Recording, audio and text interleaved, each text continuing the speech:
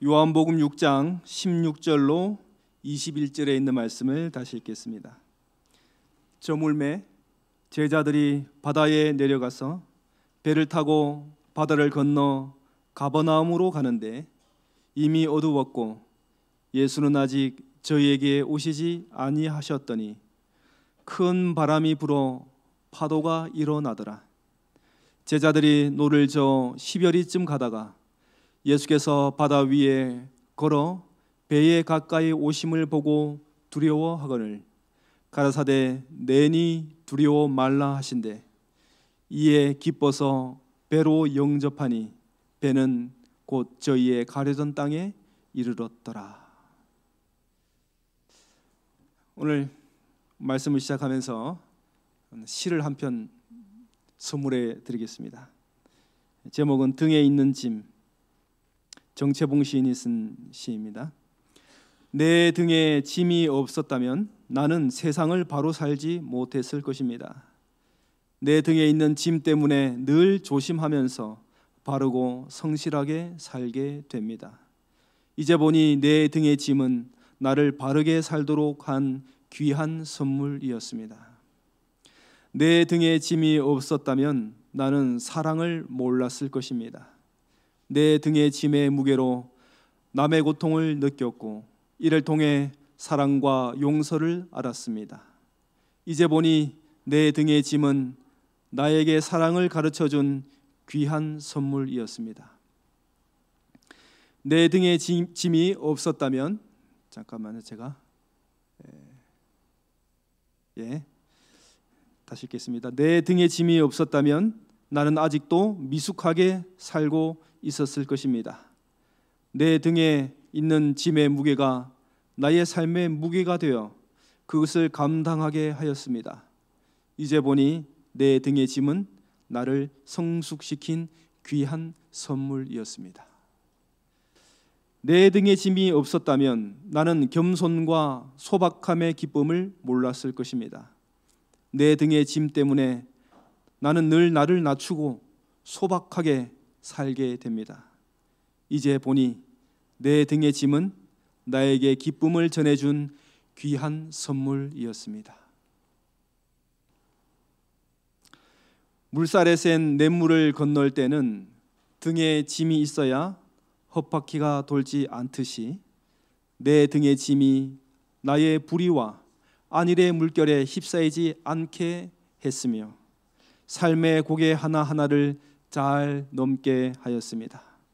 내 나라의 짐, 가족의 짐, 직장의 짐, 이웃과의 짐, 가난의 짐, 몸이 아픈 짐, 슬픈 이별의 짐들이 내 삶을 감당하는 짐이 되어 오늘도 최선의 삶을 살게 합니다.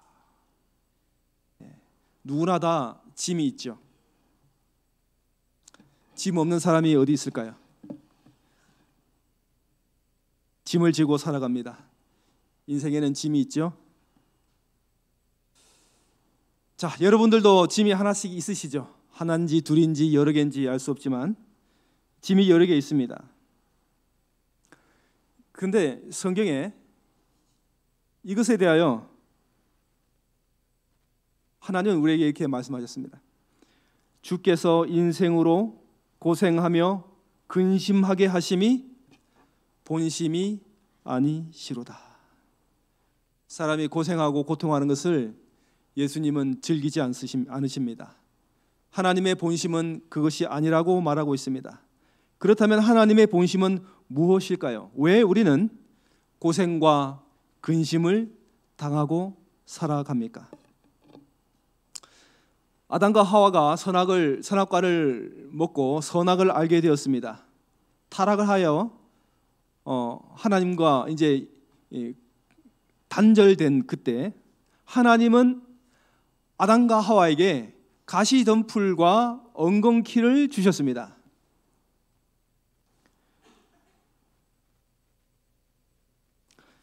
땅은 너로 인하여 저주를 받고 너는 종신토록 수고하여야 그 소산을 먹으리라.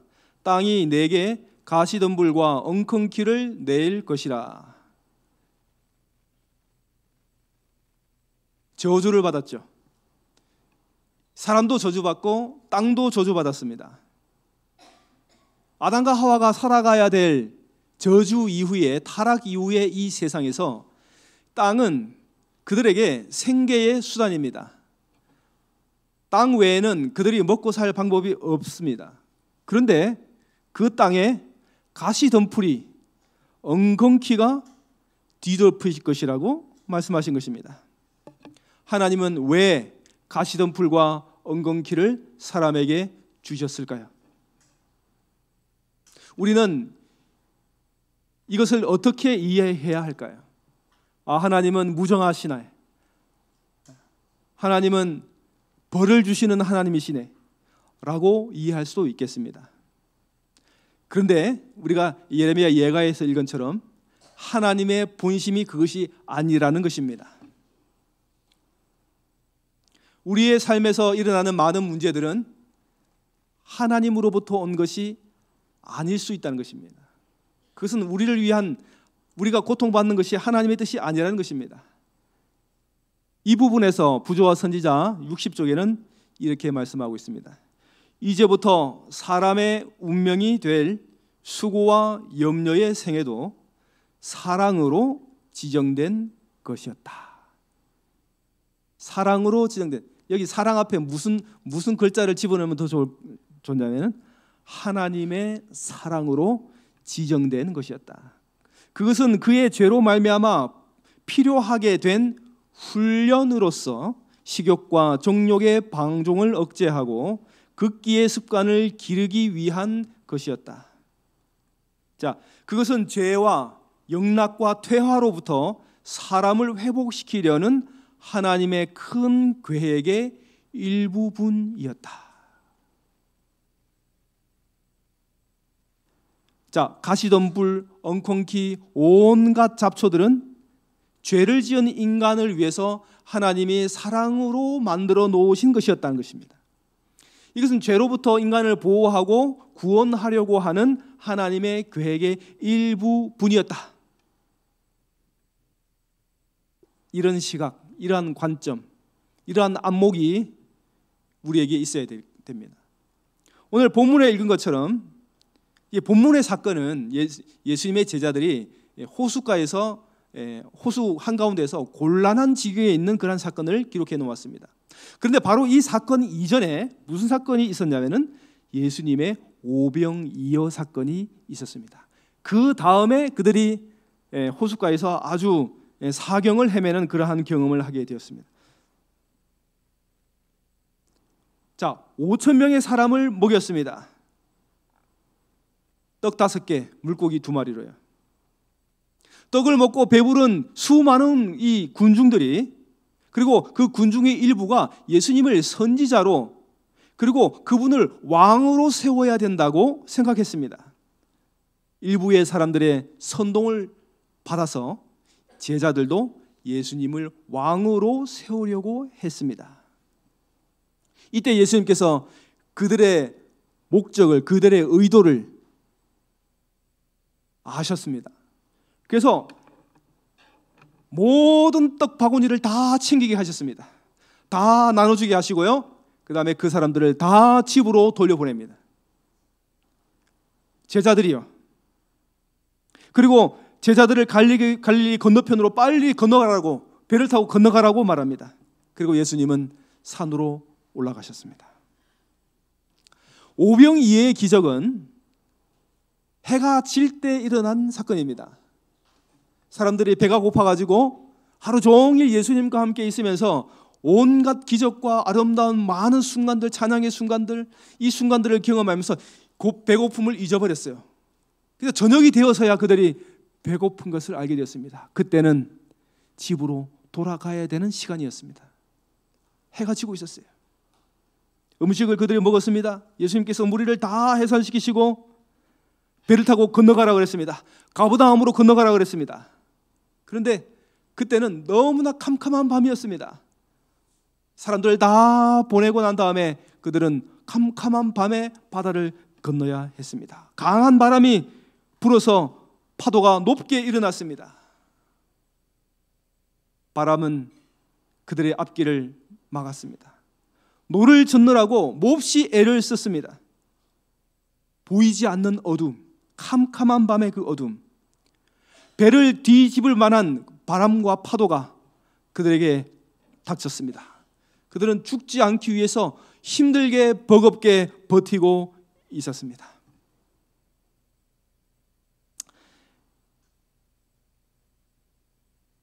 바다를 건너서 갈릴리 호수 건너편으로 가라고 말했는데, 그렇게 건너가라고 말해놓고 이 제자들에게는 왜 이런 일이 일어납니까? 이유가 무엇일까요? 성경에 보니까 그 이유가 기록이 되어 있어요. 왜 그들이 사경을 헤매고 죽음을 넘나드는 고통을 맛보아야 하는지 성경에 기록되어 있습니다. 자, 그 답은 이것입니다. 한번 보시길 바라요. 같이 읽을까요? 시작. 예수는 아직 저희에게 오시지 아니하셨더니. 자, 그들이 고난과 어려움을 겪는 이유가 뭐라고요? 예수님이 곁에 없었기 때문에요. 우리의 인생은요, 언제나 고난이 불고요, 고난의 바람이 불고요, 괴로움의 파도가 우리를 덮칩니다. 질병에 시달리죠. 사람들 때문에 괴롭습니다. 돈 때문에 힘듭니다. 그래서 고난을 당하고 우리는 헤맵니다. 제자들도 그렇고 우리도 그렇고요. 인생의 바다에서, 갈릴리의 바다에서, 우리는 인생의 바다에서 온갖 고통 속에서 헤매고 있습니다. 어떻게 하면 이 일이 지나갈까요? 이 문제가 왜 생겨났을까요? 그냥 생겨난 것이 아니고, 심심해서 생겨난 것이 아니고, 주님께서 배에 계시지 않았다면, 그래서 그런 일이 일어났다면, 이걸 바꿔서 뒤집어서 생각해 보면, 예수님이 그 배에 계신다면, 예수님이 그들과 함께 있다면 그 일은 문제가 되지 않을 것이라는 사실입니다. 자, 우리의 삶의 가장 작은 일 속에, 가장 하찮다고 생각하는 일 속에 예수님이 함께 계셔야 합니다. 어려움이 많고 참 스트레스로 이겨내기 힘든 여러 가지 문제이라 할지라도 작은 문제 하나하나까지 예수님과 함께하면 그 문제는 문제가 되지 않는다. 예수님께서 배에 올랐습니다. 그런데요, 거기에 차이가 생겼어요. 예수님이 계셨을 때하고 계시지 않았을 때하고 차이가 발생했어요. 이 제자들은 예수님께서 배에 오르시는 순간 일어났던 일들을 잊지 못합니다. 예수님이 배에 발을 내들어서 배 위에 오르시는 순간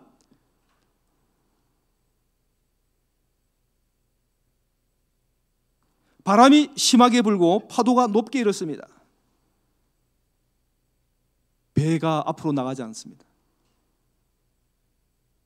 뱃일에 잔뼈가 굵은 이 제자들, 아무리 노력해도, 아무리 노를 저어도 그들은 그냥 갈릴리 바닷가의 한가운데 파도 속에 파묻혀 있는 것입니다. 그것을 헤어나올 수가 없는 것이에요. 경험해 보지 못한 엄청난 풍랑을 맞았습니다. 그들은요, 생각할 틈이 없었어요. 오로지 살아야겠다는 생각. 근데 어떤 생각을 하지 못해요? 예수님을 생각하지 못합니다. 예수님을 생각할 틈이 없었어요. 팔에 힘이 빠지고 기운이 다하고 더 이상 노력해도 할 수가 없었습니다. 그래서 그들은 두려움으로 압도당합니다. 두려움이 엄습합니다. 그들은 죽기로 결심합니다. 죽어야겠다고, 이제 죽는 때가 되었다고 그 느낌과 그 기분이 이르러 온 것입니다. 이렇게 사경을 헤매고 고난을 당하고 괴로움을 당하고 죽는 소리를 하는 이 가운데 예수님은 무엇을 하고 계셨을까요? 시대소망 380종입니다.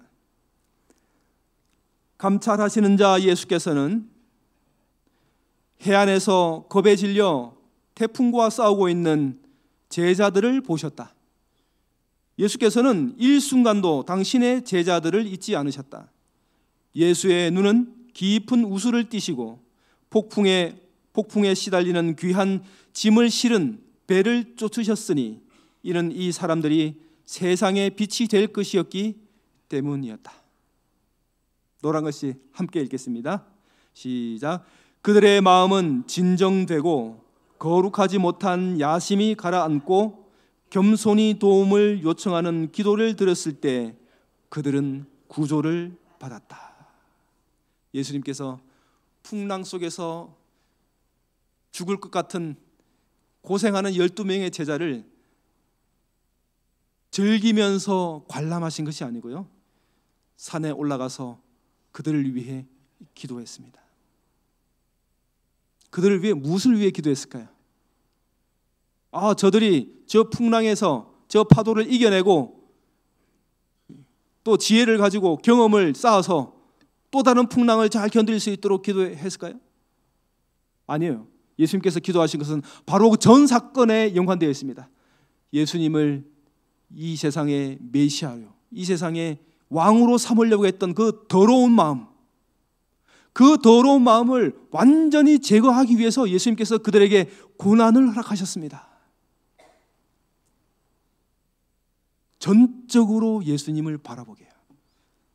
예수님 외에 다른 것을 바라보지 않도록, 그 사경의 순간에, 사경을 헤매는 순간에 예수님만 의지하도록.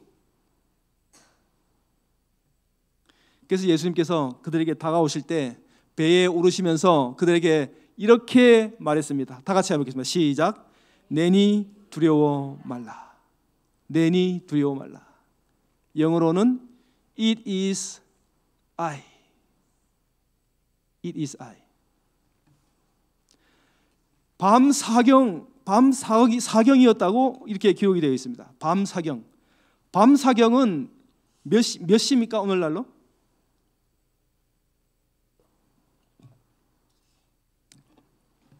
새벽 3시에서 6시 사이입니다. 새벽 3시에서 6시. 그때는 언제 때입니까? 가장 어두운 때죠. 그리고 가장 추운 때입니다.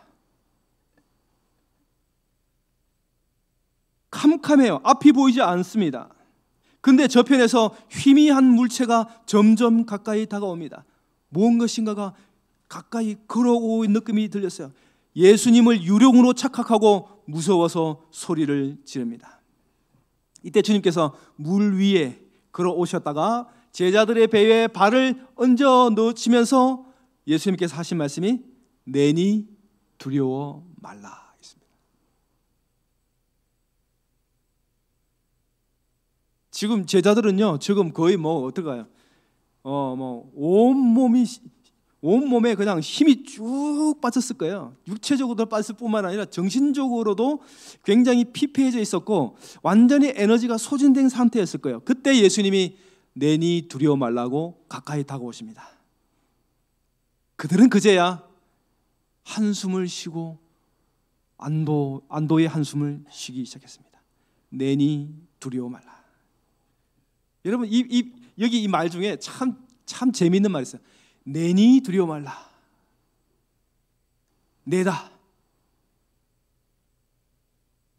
여러분 내다. 우리 경상도 말시 가운데 이 내다라고 하는 말을 우리가 잘 씁니다. 언제 잘 씁니까? 여러분과 저 사이에, 여러분과 제가 대답할 때, 이 대화를 할 때 저도 여러분에게, 여러분도 저에게 내다라고 할 수 있어요? 그런 대화를 한 적이 없죠. 그럴 수도 없고. 그런데 내다, 오직 우리가 내다라고 말할 수 있는 사람은 누구밖에 없어요? 아니요.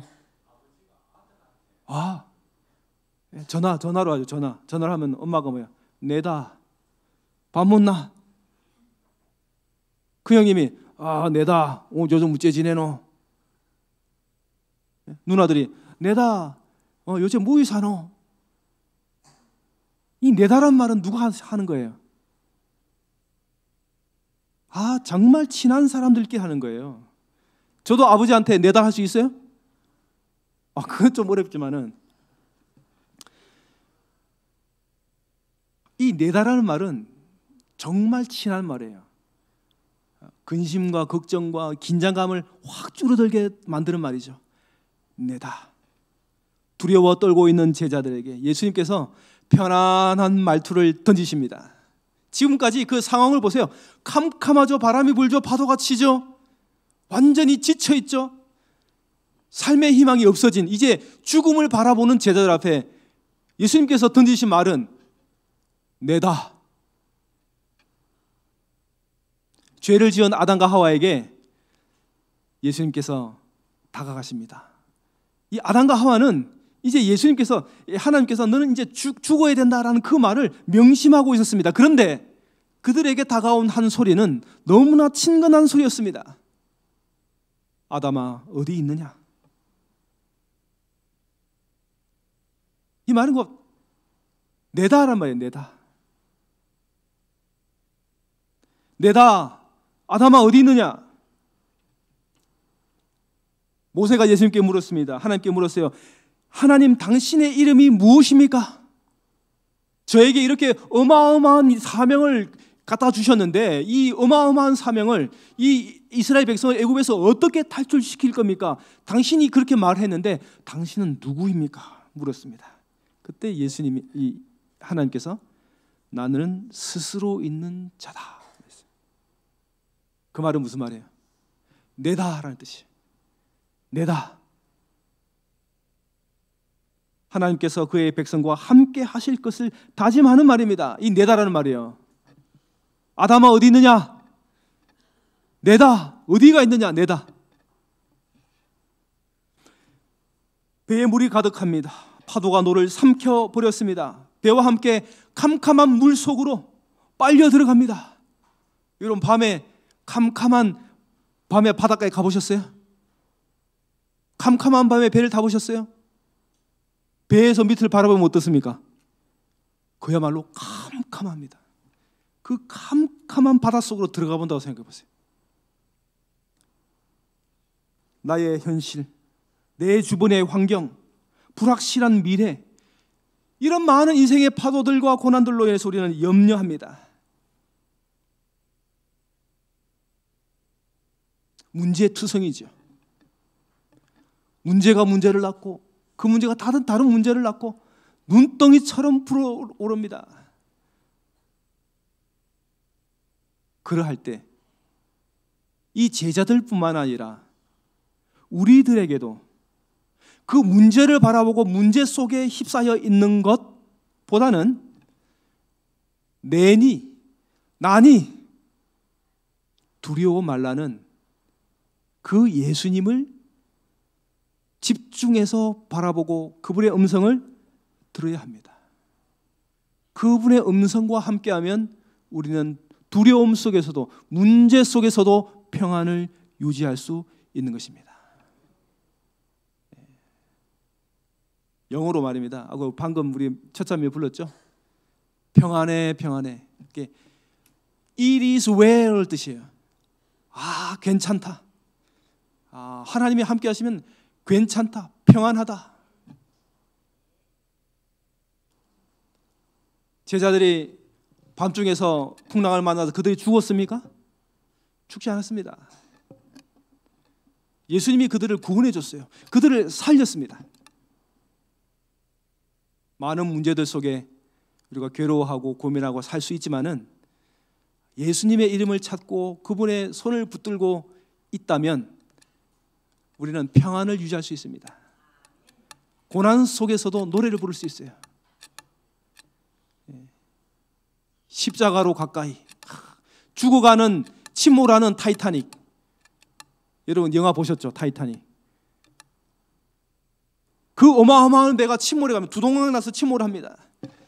근데 선장도 또 뭐 다들 우왕좌왕에 헤매고 그렇게 하고 있는데 한쪽에서 뭐 했어요? 바이올린 가진 사람, 첼로 가진 사람,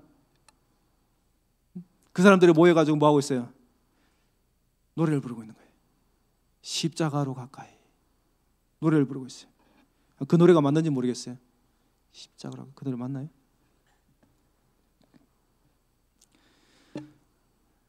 오늘 이야기를 한번 정리해 보면요, 아담과 하와가 인생의 고난과 가시덤불을 하나님께서 허락하신 이유는요, 노동과 육체적 수고를 통해서 그들이 더 깊은 타락으로 가는 것을 막으셨습니다. 예. 오늘 본문의 제자들에게도 폭풍을 허락하신 이유도 바로 그것입니다. 그들이요, 이때까지 이 정신을 차지 못하고 이 세상에, 이 야망에, 이 세상에 먹고 사는 문제에 집중해 있었습니다. 이때 그들에게 폭풍을 허락하시고 전적으로 하나님을 의지하도록요, 그 마음에 있는 찌꺼기들을 제거하시려고요. 예수님을 이 땅의 왕으로 삼고 이 땅에서 잘 먹고 잘 살도록 하기 위해서요. 그건 완전 누구의 생각입니까? 이 땅에서 왕이 되고 이 땅에서 이 온 세상을 내게 영화롭게 주겠다. 성 꼭대기로 데리고 올라가가지고 모든 것을 보여주면서 내게 절하면 이 모든 것을 너에게 주겠다. 이게 누구의 생각입니까? 사탄의 생각입니다. 오늘 우리에게 고난이 있는 이유는 무엇입니까? 자, 여러분 시편 107편에 이 말씀이 기록되어 있습니다. 자, 읽어볼게요. 배들을 바다에 띄우며 큰 물에서 일을 하는 자는 여호와께서 행하신 일들과 그의 기이한 일들을 깊은 바다에서 보나니, 여호와께서 명령하신즉 광풍이 일어나 바다 물결을 일으키는도다. 그들이 하늘로 솟구쳤다가 깊은 곳으로 내려가나니 그 위험 때문에 그들의 영혼이 녹는도다. 지금 갈릴리에서 일어나고 있는 일들이 시편 107편에 그대로 재생이 되어 있어요. 그들이 이리저리 구르며 취한 자같이 비틀거리니 그들의 모든 지각이 혼돈 속에 빠지는도다.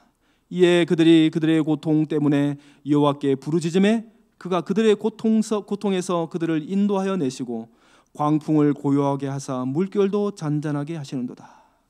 그들이 평온함으로 말미암아 기뻐하는 중에 여호와께서 그들이 바라는 항구로 인도하시는도다. 여러분 어때요? 지금 신약 시대에 일어날 일들이 시편에 기록이 되어 있어요. 예수님께서 오셔서 우리에게 하실 일들이 기록이 되어 있어요. 우리에게 고난과 어려움이 있는 이유를 시편에서는 먼저 우리에게 말하고 있는 것입니다. 신약과 구약이 연결이 되어 있어요. 뚝 떨어진 게 아니고 신약에 있는 얘기와 구약에 있는 얘기가 자연스럽게 연결이 됩니다. 제자들이 예수님 것을 알고 배로 영접합니다. 예수님이 배에 올라탄 후에 놀라운 일이 벌어졌습니다. 여러분 그게 무엇일까요?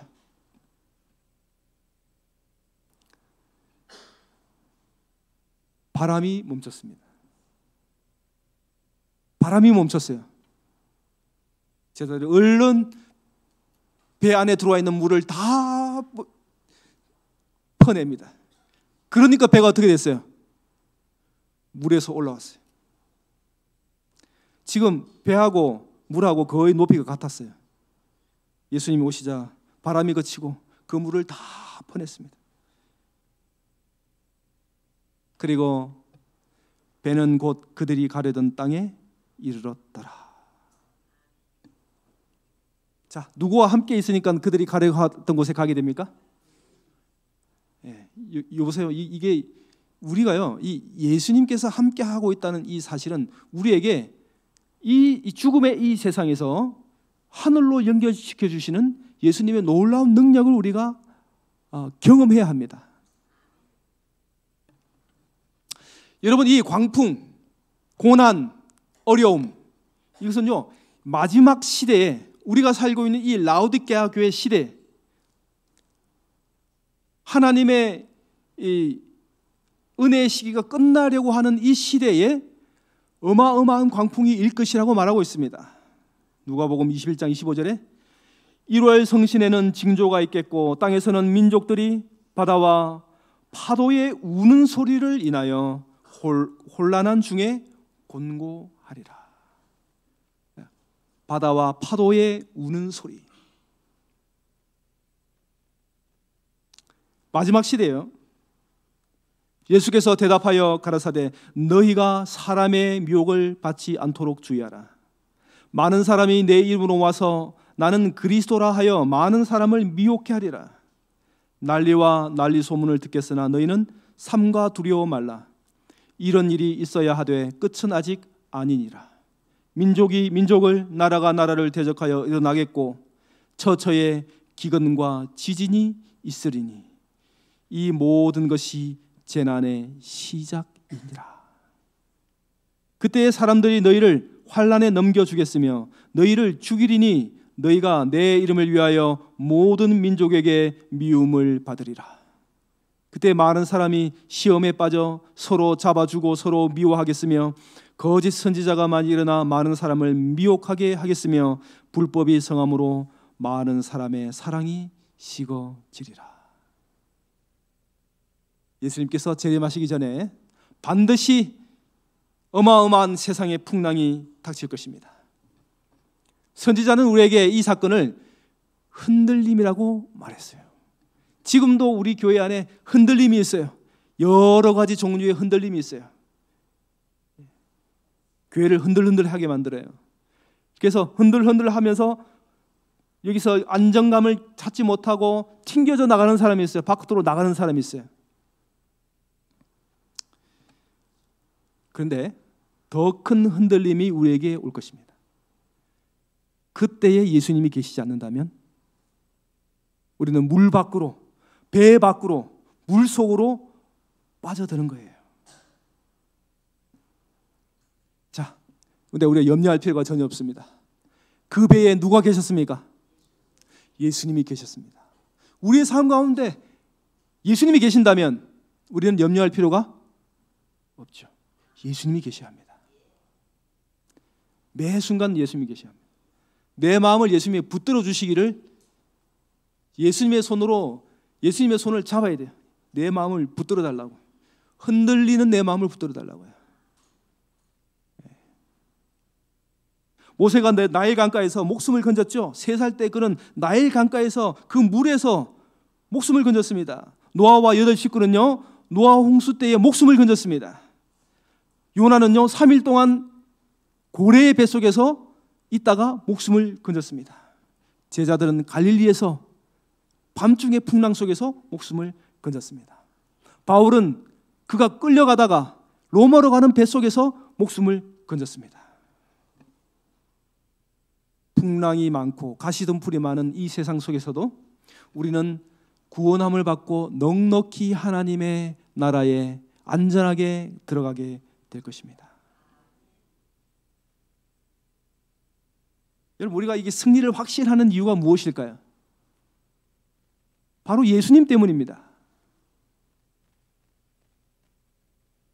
예수님이 우리에게 주어진 저주인 그 가시덤불과 엉겅퀴를 그분이 가졌어요. 예수님이 십자가에서요. 로마 군사들이 예수님의 머리에 왕관이라고 하면서 그 가시를 얽어서 예수님의 머리에 꽂았습니다. 머리에서 피가 났습니다. 수많은 가시가 예수님의 머리와 얼굴을 찔렀습니다. 얼굴은 금세 피 범벅이 되었습니다. 우리가 써야 할 그 인생의 가시, 우리가 흘려야 할 그 아픔의 피를 그분이 대신 가져가신 것입니다. 그렇게 하지 않으면 안 될, 그렇게 하지 않으면 안 되는 사랑의 예수님이셨기 때문에 그렇습니다. 더 크고 무거운 짐을 대신 지십니다. 앞으로 우리를 가볍게 하고 홀가분하게 살도록 그분은 이 땅에 우리를 위하여 다시 오십니다. 그날이 우리에게 다가오고 있습니다. 날이 뜨거워집니다. 기상이변으로 날이 뜨거워집니다. 여러 곳에 지진이 막 일어나고 있습니다. 화산이 폭발하고 있습니다. 세상은 한 정부가 되기 위해서 묶으려고 노력하고 있습니다. 경제적으로, 군사적으로. 하나의 시스템, 하나의 체제. 그 체제가 지향하는 바는 뭔가 하면은 이 세상에서 사탄의 왕국을 건설하는 것입니다. 예수님은 이 땅에 흰 돌이 되어서 저 먼 우주에서 흰 돌이 와서 이 지구를 완전히 박살낼 것입니다. 그리고 인간의 역사를 종결지을 것입니다. 그리고 의인들을 하나님의 나라로 인도하실 것입니다.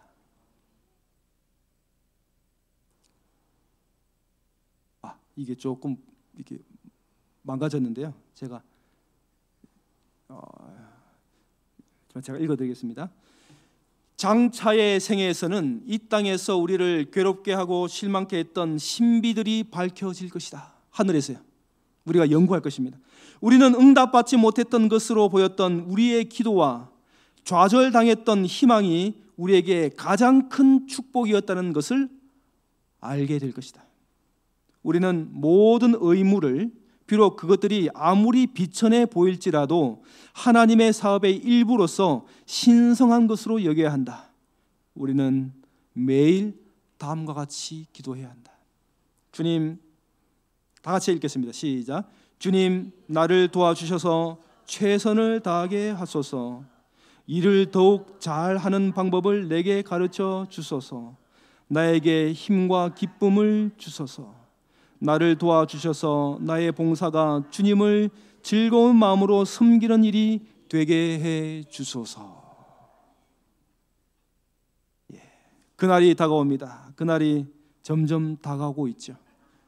예수를 바라보면서 고난과 풍랑이 많은 이 세상을 이겨 나가시기를 바랍니다. 날씨가 점점 더워지고 있습니다. 그러나 우리에게는 가을이 다가오고 있습니다. 이 폭염 속에 가을이 느껴지십니까? 저는 느끼고 있어요.